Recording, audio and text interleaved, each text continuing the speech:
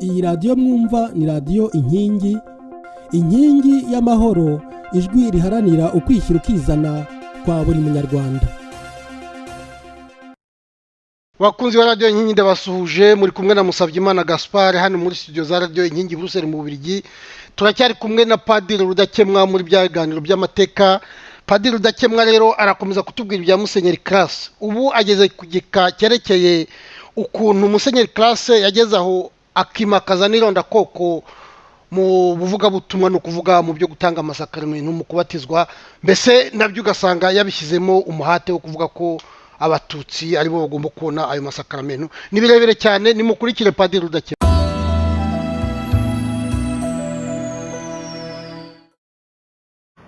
Noneho reka tugere ku rugamba rwa nyuma yagaragarijemo irondakoko, ni iyogezabutumwa rya buri munsi. Iyogezabutumwa rya buri munsi rwose, uko byagendaga mu mashuri niko byagombaga kugenda no mu bibeho, niko abamisiyonari bari basabwe kwita ku bana no ku rubyiruko rw'abatutsi. Ingire ngo abenshi mu batwumva ni abakatolika n'abatari abakatolika barabazi. Nanjye ubwanjye narinze ndangiza amashuri abanza kugira ngo uhabwe ukarisitiya ya mbere, kugira ngo ukomezwe ugomba kubazwa, watsindwa ukazayihabwa umwaka utaha, ukarisitiya ya mbere cyangwa ugukomezwa. Wabazwaga gatigisimu, ukabazwa mibukiro, ukabazwa amategeko y'Imana, watsindwa ugategereza. Nanjye ubwanjye nigira gukomezwa naratsinzwe kuko bambajije amibukiro ay'ibyishimo, ay'ishavu, ay'ikuzo.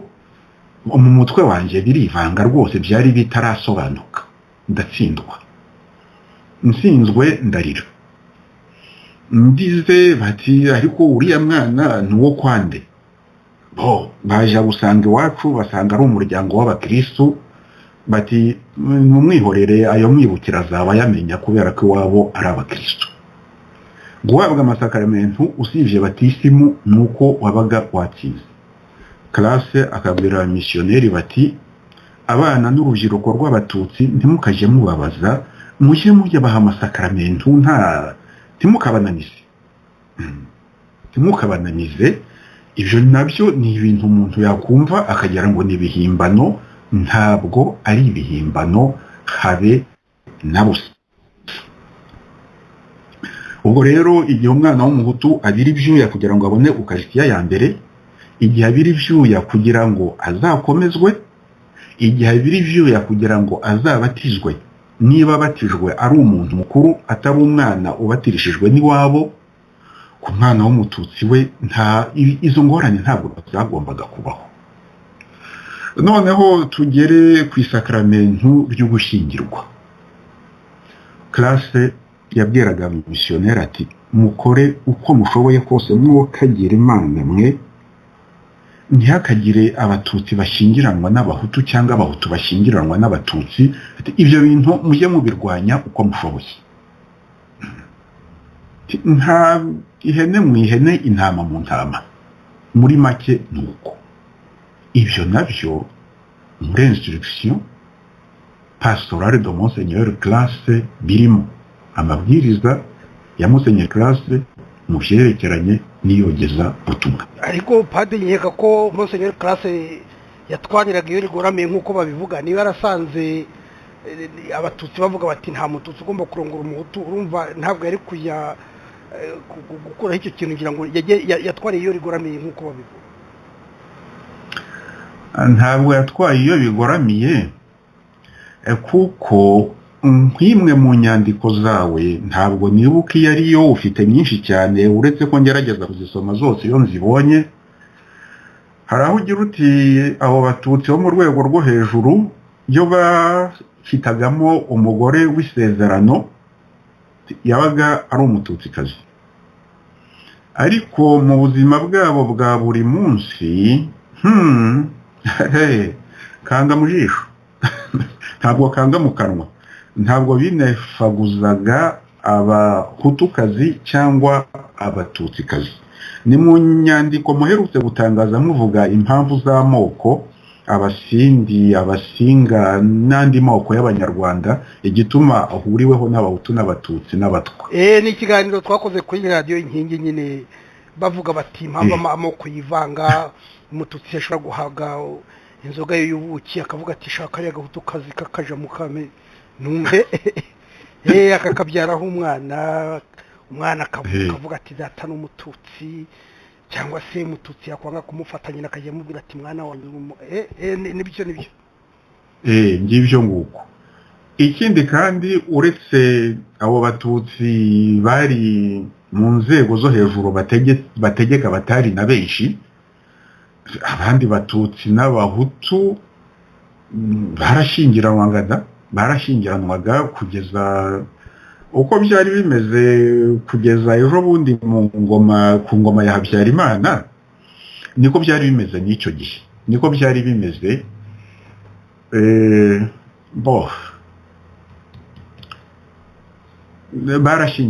barashyingiranwaga. Irondakoko rizayo bigeze mu bintu by'amafaranga n'ubukire n'ubutegetsi, naho bundi abaturage ku misozi bari bibaniye neza, ariko classe akabuza ibyo bintu byo gushyingiranwa hagati y'abahutu n'abatutsi. Kugira ngo abibuze ni uko byariho, iyo bitabaho ntiyari kubibuza. Noneho rero tugeze ubwo nyine turi mu rwego rw'amasakaramentu, na nibyo byari byanshanze iby'amasakaramentu n'amashuri, noneho birahuye, tugeze ku isakaramentu ry'ubupadiri. Mwakagira Imana we, abapadiri ba mbere bo mu Rwanda 10 ba mbere ni abahutu. Uwa 11 niwe mututsi wa mbere, niwe wabaye umwepiskopi wa mbere muri Afurika mbiriki, ariko 10 bamubanjirije bose ni abahutu. Simvuga ko atarabikwiye, yanabaye umwepiskopi mwiza, ariko rero dukoresheje ibaruzamibare statistique ibyo biragaragara. Hanyuma rero uravuga bigira umwami pade? Ndavuga bigira umwami. Ariko burya nawe ngo hari ahantu yanditse ngira ngo muri icyo kiganiro bari abagabo barabivuze, yavuze ko ari umugesera wo kwa Kimenyi mu Gisaka, ariko burya abagesera ntabwo barabahutu ntibari n'abatutsi barabagesera. Ibintu by'ubwoko ibyo ni ikindi kiganiro twagiraho, ndagira ngo nkubwire ko nawe ntabwo yabyemera. Hari ahantu bambwiye muri bari abantu nabajije ko nawe hari aho yibajije niba ari umuhutu niba ari umututsi, avuga ko yakuze azi ko ari umugesera. Yakuze azi ko ari umugesera, nk'uko benshi mu rubyiruko rw'ubu rwatangiye kumenya umuhutu n'umututsi muri 90 FPR iteye. Ariko rero yavuze ko ashobora kuba ari umuhutu, twabiganiriyeho mu minsi ishize, igihe ba Aloyizi Munyangaju na Bakayibanda na Bagitera batangiye kuvuga bati akarengane nikaveho, hagasohoka manifeste y'abahutu. Icyo gihe nibwo Perode yagize ati nanjye ushobora kuba ndi umuhutu, ariko baramubwira bati yamparinga. Ese noneho yaraye mu isekuru Mwakagira Imana mwe. Ibyo nako ntabwo ari Perode nibigira umwami, ibyo umuntu twabigarukaho ikindi gihe, ntabwo ari ibintu byoroshye, kuko akomoka kuri ba Rukamba batwaraga mu Gisaka, kandi Gisaka kigaruriwe n'u Rwanda muri ya myaka twavuze 1850, kandi abatutsi bo mu Gisaka ntabwo bari bafashwe neza n'abatutsi bo mu Rwanda. Ubwo rero umuntu ntiyagarukira kuri icyo gihe cy'ivuka n'ibyiruka rye, yageraho n'igihe abaye umupadiri akaba umwepiskopi, akareba niba yarakomeje kuba umuhutu cyangwa umututsi koko, cyangwa se niba cyaba ikiganiro kirekire oya birumvikana cyaba ikiganiro kirekire mbere yo kugira ngo tukiveho tube twaja ku yindi ngingo ndagira ngo kuvuga ni ugutaruka dutaruke gato cyane hari umupadiri uherutse kwitaba Imana witwaga Kuba yaguye mu munyururu wa Mpanga wabonye inyandiko yamwanditsweho ku Gihe yanditswe ngo n'umuntu wari umuseminari Indera yitwa Cezari noneho akavuga ubugome bwa Padiri Gakuba ni n'irihimbano ubanza yitwa Tuyisenge Deogratias alias Gakuba ngo ukuntu yamaze abatutsi muri jenoside mu itsembabwoko ryo muri 1994 uwo mwana n'umwana uwo Cezari muri iyo nyandiko ye inshuro 3 zose aratinyuka akifatira Perodin mu gahanga ariko iyo usomye iyo nyandiko ye wumva atazi Perodin abasubira gusa mu byo bamubwiye hanyuma agomba kuba atanazi Padiri Gakuba acira urwo gupfa amaze gupfa avuga ngo umwepiskopi mukuru wa Kigali ntabwo yari gusaba ko abapadiri bajya kumuvugira misa n'uwo mwepiskopi agomba kuba yaragiye kumushyingura ndakeka uwo mwana rero yari gucisha make yamenya ko Gakuba ari umututsi yamenya ko Gakuba avuka mu muryango w'abatutsi abatutsi bo mu rwego rwo hasi cyangwa se bo mu rwego rwo hagati nka babandi b'igisaka nabo bahakagwa nabo mu Rwanda noneho umunsi umwe Gakuba rero sinzi aho yari yagiye agomba kuba yari yagiye ku ishuri noneho atahutse asanga shefu amereye nabi se kandi bombi ari abatutsi icyo gihe nibwo Gakuba wari umututsi yazinutswe ubwoko bw'abatutsi ahera karavuga ati ntabwo nshobora kuba umugome nk'abariya abantu njyewe ndi umuhutu ushobora kuba warabyumvise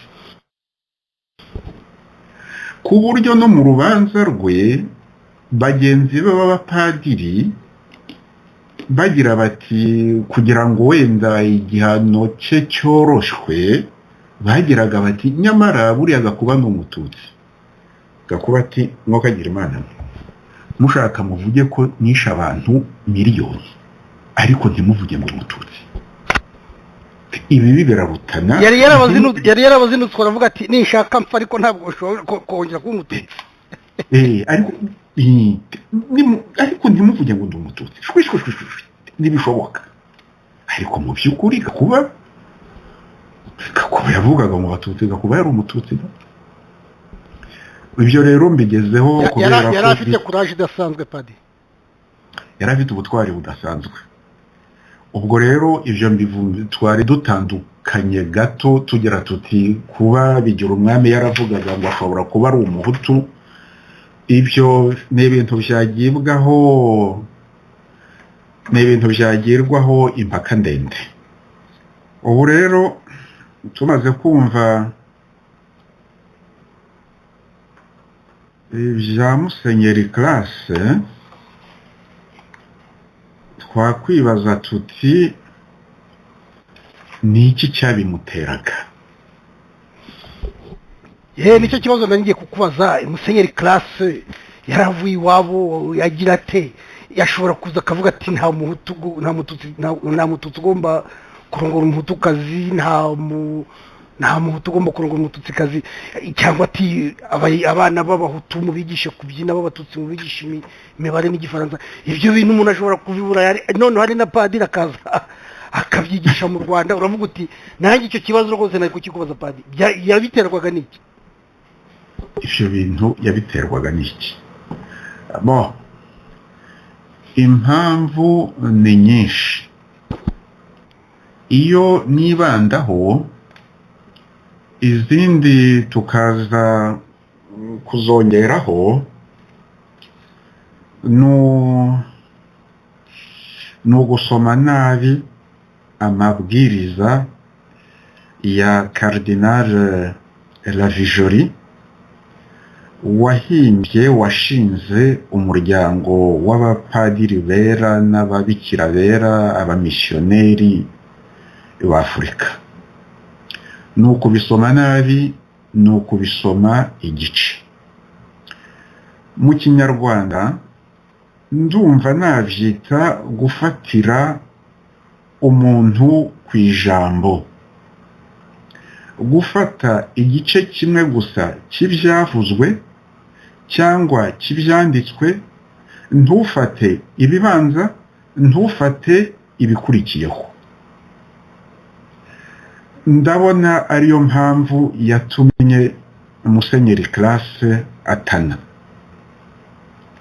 Nagira ngo nta rugero rw'icyo kintu kibi gishobora kuba mu bintu ibyo ari byo byose, kumva nabi icyo umuntu yavuze cyangwa se yanditse. Mu Gifaransa ubanza bavyita extrapolation, gufata ijambo rimwe, gufata interuro imwe. Reka ntange urugero.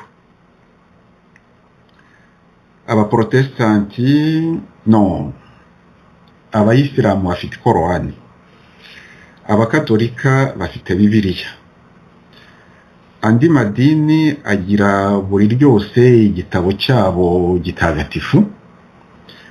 Noneho kuba umuntu atemera Imana akavuga ati ngewe sinemera Imana kubera ko byanditse muri Bibiliya,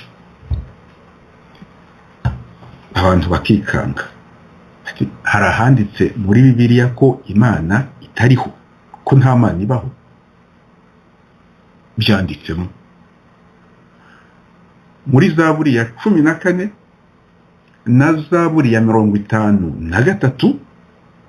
Izo Zaburi zombi zitangira kimwe, harimo iyo nteruro ivuga ngo Imana ntibaho.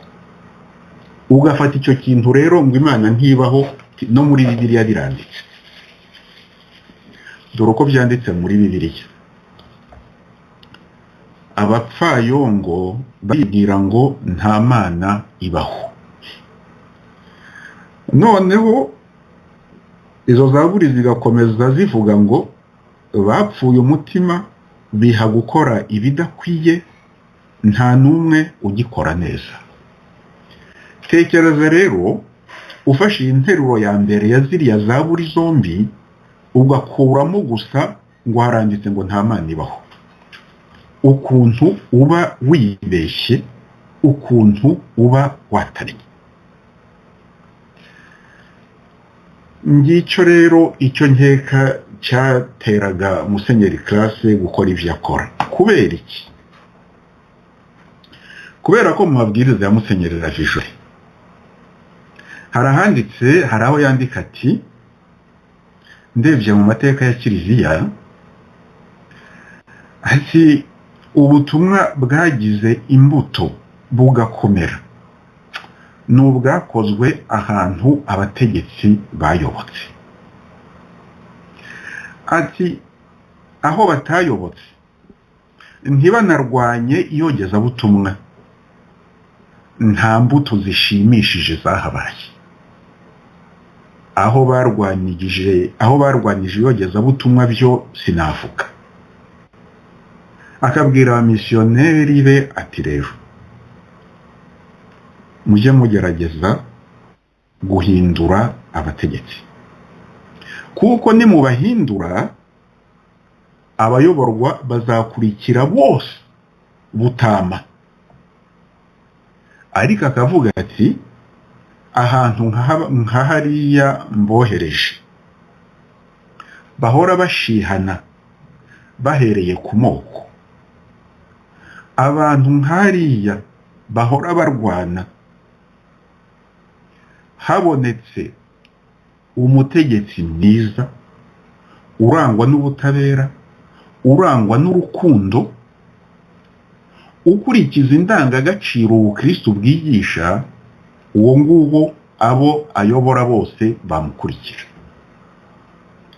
Ntabwo yavuze ngo umuyobozi w'ikinywamaraso, umuyobozi w'igitugu, umuyobozi wica abategeka, ati ni hahandi uwo nguwo muzamukomereho.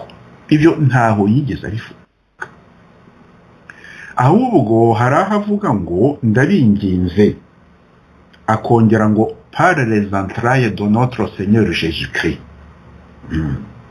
Si ndabinginze ku bwa Yezu Kristo umwami wacu, mfashe ku iromba rye, ntimuzigere mwivanga mu bintu bya politiki, ntimukabijyemo, ntihakagira umuntu ukeka na rimwe ko hari uruhare mubogamiyemo. Ibyo byose se si la vijori. Akongera akagira ati umutware nk'uwo ukurikiza indangagaciro za gikristo nubwo ataba azizi, nimumubona muzamukomereho kuko abandi bazamukurikira, kandi kuko nta kuntu utamukurikira kuko kumvira umutegetsi mwiza birijyana. Niba musanze ntawe uhari ariko mukabona uwo mwabitoza akabifata rwose akabikurikiza, uwo nguwo muzamukomereho. Niba ntawe uhari mumushyireho, niba ashobora kubumvira akayobora akurikije inama mugira, uwo nguwo muzamushyireho. Hanyuma rero kimwe mu byaranze ubuzima bwa Karidinali Ravijori ni ukurwanya ubucakara, esclavage. Yakoze uko ashoboye kose, kandi yari afite ijambo muri Vatikani, yari afite ijambo mu Bufaransa. Karidinali Ravijori yari umuntu ukomeye, yakoze uko ashoboye kose kugira ngo ubucakara buveho. Nta kuntu rero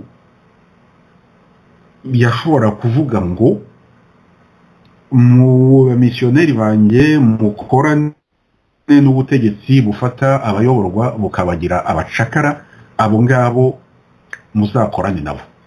Donc ubwo rero classe yasomye igice cyangwa se yasomye nabi ibyo Karidinali Ravijori yanditse.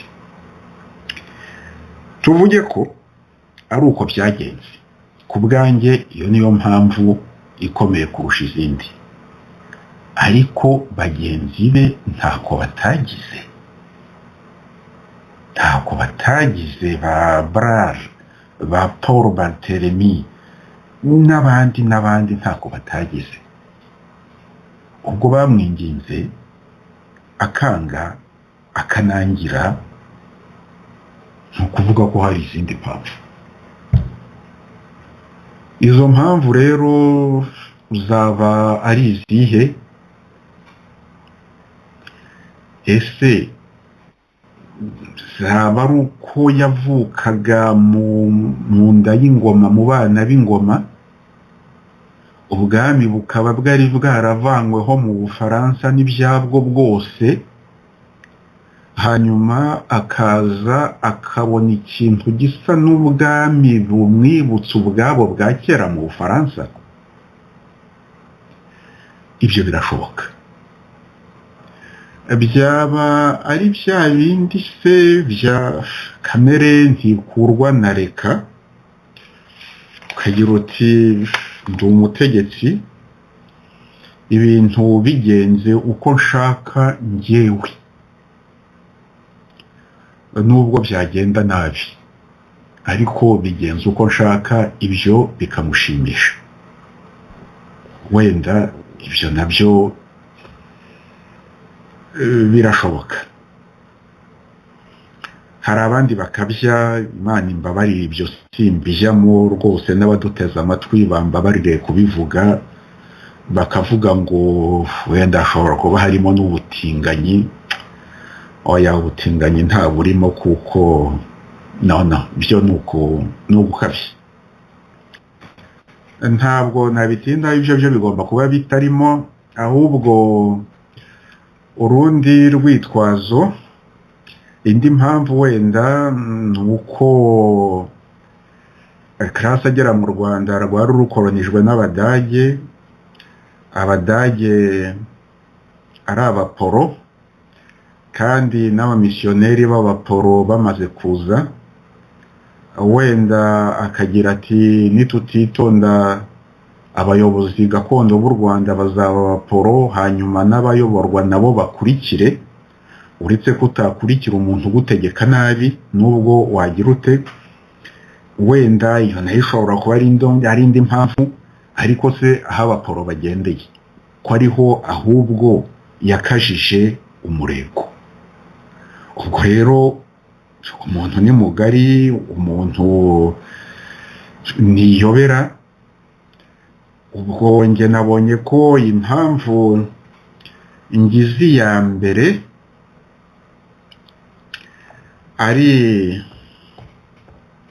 gusoma nabi amabwiriza ya Cardinal Ravijori, hanyuma rero n'icyo kintu kiba muri kamere muntu cyo kugira ngo ndategeka ibintu byagenze uko nshaka, byaba byagenze nabi niko nabishakaga, ninjye chef.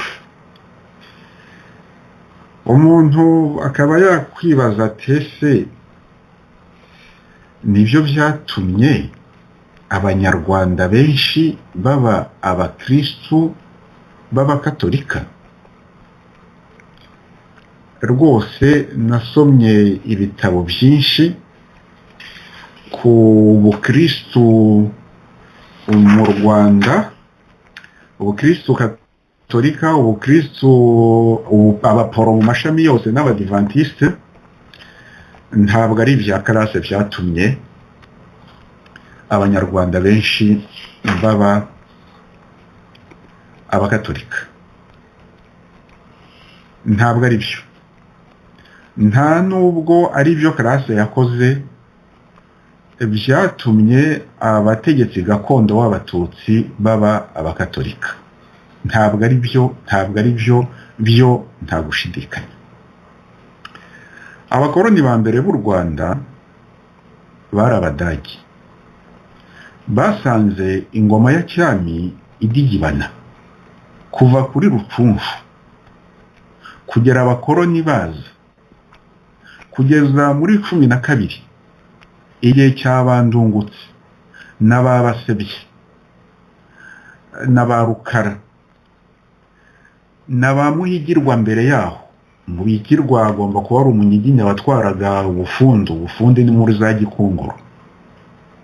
Abadage basanze ingoma ya cyami mu Rwanda idigibana kubera ibyabereye kuri Rucunshu n'ingaruka zabyo.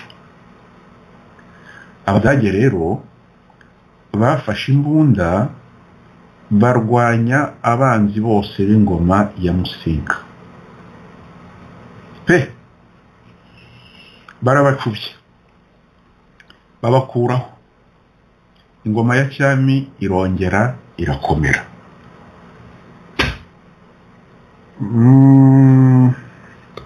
Alexis Kagame arahagera akavuga ati iyo abazungu bataza ntawamenya ko byari kumera.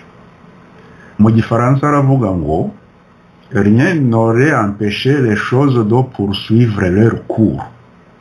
Ariko ingoma ya cyami yari yahumagiye pe, yari yahumagiye. Nubwo Abadage batabaye ingoma ya cyami, abatutsi bayoboraga u Rwanda ntabwo bigeze baba abaporo. Kandi n'abakoroni b'Abadage nabo ntibari babibasabye. Noneho rero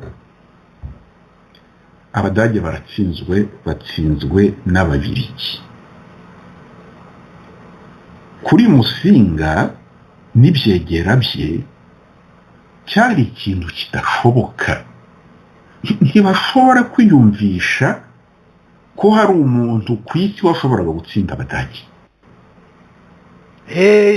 nzi ko musenyeri Classe yabyivanzemo, hari bavuga ko nawe yabaye mu bantu batumye Musinga bamwirukana. Icyo turaza kukigeraho.